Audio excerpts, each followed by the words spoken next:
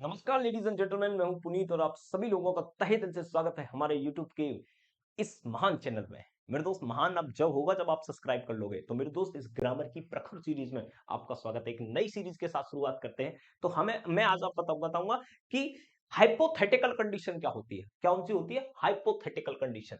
मेरे दोस्त, हम पढ़ रहे हैं हाइपोथेटिकल कंडीशन।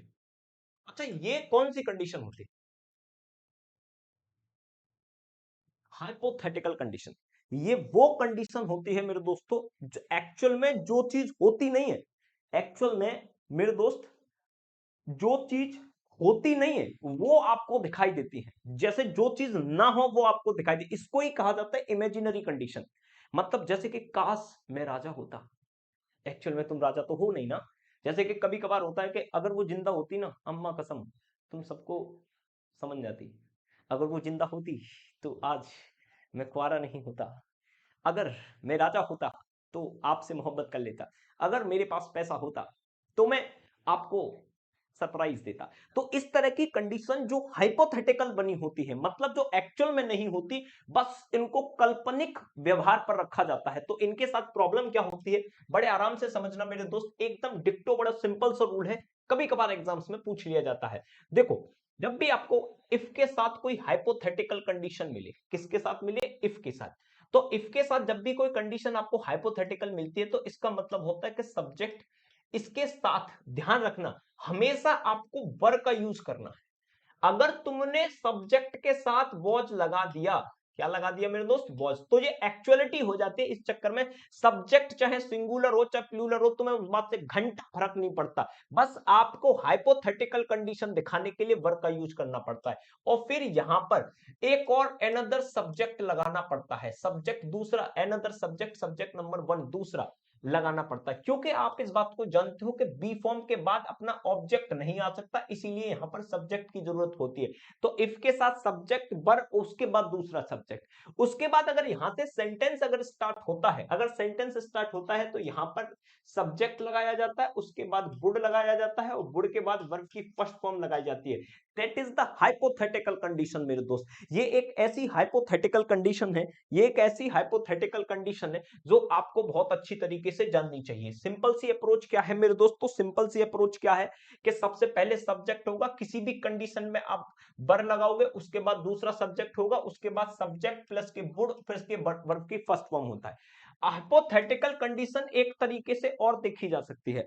हाइपोथेटिकल कंडीशन एक तरीके से और देखी जाती है। वो कौन सी कंडीशन होती है मैं बताना चाहता हूं। अगर आपको कुछ ऐसे वर्ड मिले, जैसे कि मैंने कहा आई विश, ठीक है, हाँ, वुड दैट, क्या मिल जाए? Would that. या फिर आपको मिल जाए इफ ओनली, या फिर आपको मिल जाए ओनली इफ। इसमें से अगर आपको कोई भी वर्ड मिलता है, इसमें से अगर आपको कोई भी वर्ड मिलता है, I wish, would that, if only और वुड दैट, इन सब का मतलब होता है काश।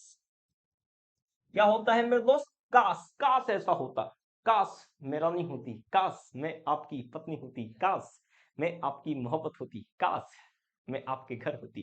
खैर, इस तरह की मोहब्बत के बाद अगर सेंटेंस की स्टार्टिंग में इस तरह के मोहब्बत, इस तरह की चीजें अगर अप्लाई होती हैं, तो सिंपल सी बात है मेरे दोस्त, उनके बाद क्या क्या सिचुएशन हो सकती है? भाई, आप सब्जेक्ट लगा सकते हो, सिंपल सी बात है। वर्ब की सेकंड फॉर्म लगा सकते हो, सिंपल सी बात है। भाई, हेड के साथ, आराम से समझना मेरे, तो हेड के साथ नाउन लगा सकते हो, कोई दिक्कत नहीं है। हेड के साथ नाउन लगा सकते हो, या तो वर्ब की सेकंड फॉर्म लगाओ, हेड के साथ नाउन लगाओ। हेड के साथ नाउन नहीं आएगा, हेड के साथ नाउन नहीं आ सकता।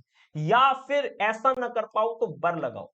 क्या लगाओ मेरे दोस्त? वर लगा दो। क्या लगा दो? वर लगा दो। इन तीनों में से आप कुछ भी लगा सकते हो, लेकिन कभी भी नहीं लगाओगे वॉच। बस ये दो कंडीशन होती है हाइपोथेटिकल कंडीशन के लिए। बड़ी सिंपल सी बात है। चलो एग्जाम देख लेते हैं मेरे दोस्त, किस किस तरह से क्वेश्चन पूछे जाते हैं। तो भैया देखो, पहले इफ, मैं इसको थोड़ा सा समझा देता हूं आपको मोहब्बत के लिए। कि भाई, मैंने कहा इफ, अगर आ गया, कंडीशन आ गई, I was the PM of India, अगर मैं भारत का प्रधानमंत्री होता तो I would take this pandemic. तो भाई देखो, पहली बात तो यह है कि ये हाइपोथेटिकल कंडीशन है। जो हाइपोथेटिकल कंडीशन होगी तो मेरे दोस्त यहाँ वॉज न आकर क्या आएगा, वर आएगा। इधर सेंटेंस देखिए, I would have this pandemic, I would handle this pandemic, would के साथ वर्ब की फर्स्ट फॉर्म, इसमें कोई डाउट नहीं है, एकदम क्वेश्चन बिल्कुल ठीक ठाक है मेरे दोस्त। अब दूसरा समझिएगा भाई, इफ आया, इफ के साथ सी वॉज अलाइव, अगर वो जिंदा होती, सुन रहा है ना तू, अगर वो जिंदा होती तो सी विल मैनेज एवरीथिंग। मेरे दोस्त पहली बात तो ये है कि यहां पर ये प्रॉब्लम है कि यहां पर वर्क का यूज किया जाएगा। यहां पर किसका यूज किया जाएगा, वर्क का यूज किया जाएगा। और फिर इस बात को आपको समझना पड़ेगा, यहां पर यूज होगा वो वुड का यूज होगा। यहां पर दोनों गलतियां मैंने उठा के दी क्योंकि आप पूरी तरीके से इस सेंटेंस को समझ पाए।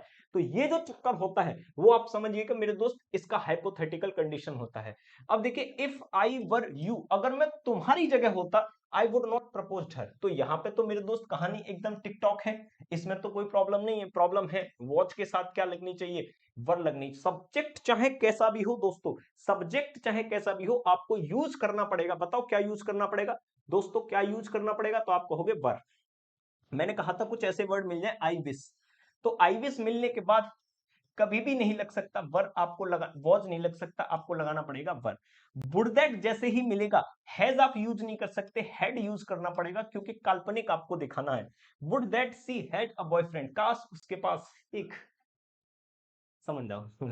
इफ ओनली मिलते ही आपके दिल में टिकटॉक बजी और टिकटॉक क्या आती कि हैज नहीं लगा सकते, हैज नहीं लगा सकते, यहां पे लगाना पड़ेगा मेरे दोस्त हैड। ठीक है मेरे दोस्त। And the last question, I wish, I wish, I were present today ना, आई वर प्रेजेंट टुडे होगा। ठीक है मेरे दोस्त, ये कंसेप्ट आपका क्लियर हो गया।